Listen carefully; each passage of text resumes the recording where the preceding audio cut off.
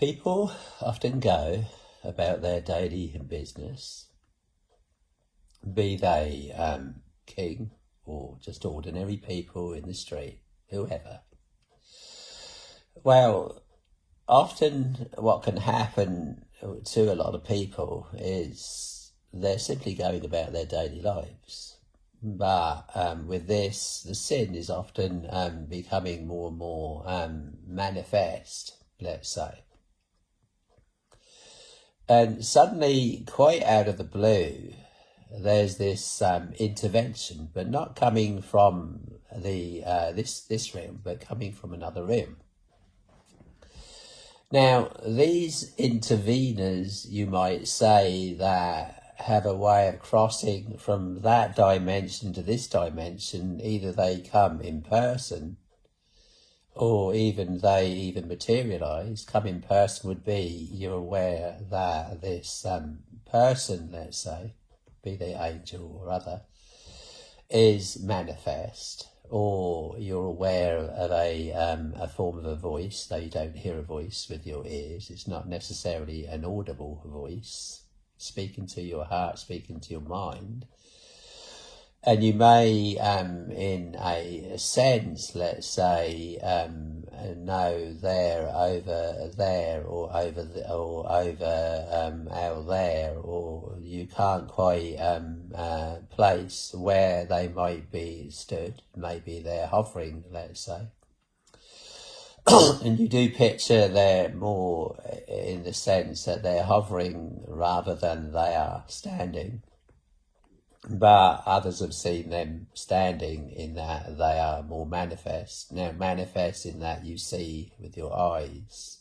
You even, on occasions, you get people hear with their ears, but usually there's no audible voice. And the sense is that there's a cross from the spirit world into this world.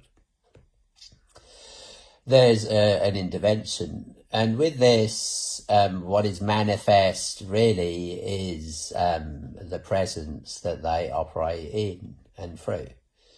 Now, it's interesting these days that you hear so many stories, and some of them are just stories, but even you hear or you get news of over even nuclear military installations and such. There's been some kind of intervention that they've seen what you might call a sphere of light travelling faster than the speed of sound, and able to turn corners faster than any craft on earth. So there's that, and that of course is interesting because the subject of conversation here is what you might call the watchers. Now, let's say watchers is a word. Now, you're talking about other people's personalities, people's. The word angels doesn't always sum up the right pictures in people's minds, because they usually think in the fairy tale sense when you think of an angel, but they are, let's say, messengers. Now, when you look at the accounts of what you might call the watchers, those that are watching over the affairs of men, those who, let's say, their objective really is to keep things under wraps, let's say. Sin is often running rampant, either it's in a person's life or it's in the life of a king.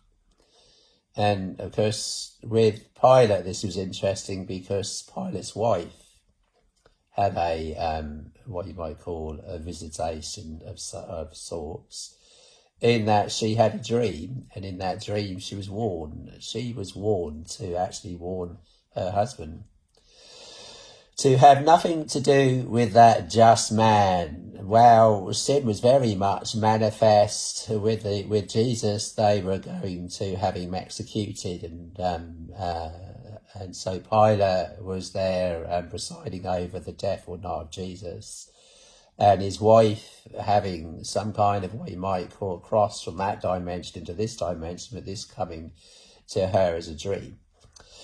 So they can speak to you, let's say, in your mind through a dream, or they can speak to you as in a form of a voice, though you don't hear the words. You would know what they're saying purely by the strength of feeling. You know what they're let's say, talking about. What's manifest is often the case of the indignation, even. Because sin is on the table, and they, in this same sense, would be pointing to the sin and saying, you don't want to do that. You don't want to go that far with this, because this is getting out of hand. This needs to be stopped. So it comes as a form of a warning, as it did to Pilate's wife.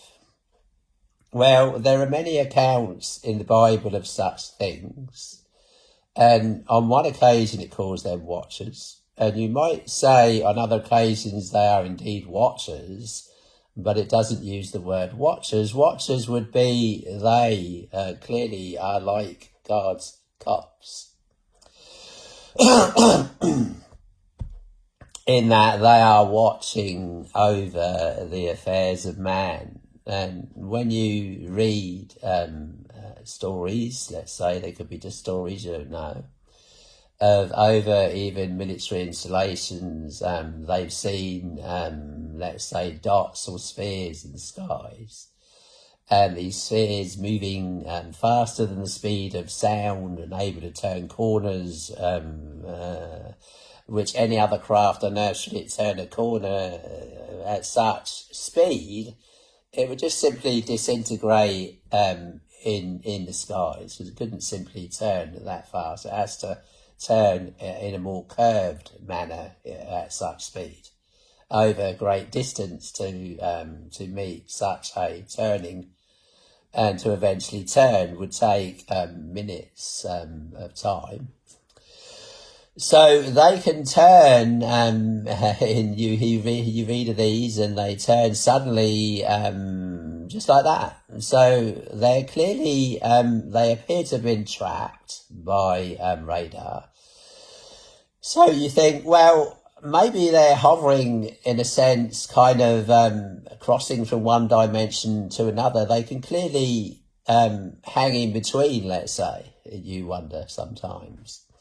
They can clearly affect matter here, in that they can manifest, in that they can be solid, let's say, solid to touch. They can even eat if they choose. And there are accounts of the same in the scriptures.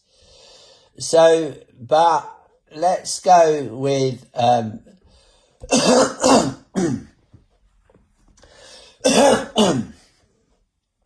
get this phlegm out of my lungs and my throat. Maybe I can speak more clearly.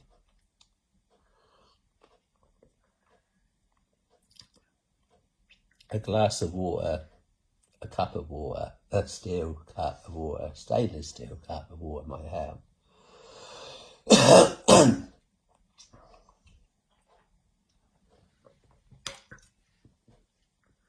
So let's go with that in mind, the watchers, God's cops. Many have committed crimes on this earth, and the police, really the powers that be, are ordained of God, because the police are, in a sense, though the police aren't always necessarily good people, they are God's appointed. The powers that be are ordained of God. There is no power but of God. Let every soul be subject to the high power. So God sets these governments up, or allows these governments to come into power on earth to keep some sort of order. If there wasn't these cops on earth, physical cops, then sin would run rampant. Let's face it, whether you're anti law and order or whether you're pro law and order, you have to draw the line somewhere, and there has to be law and order.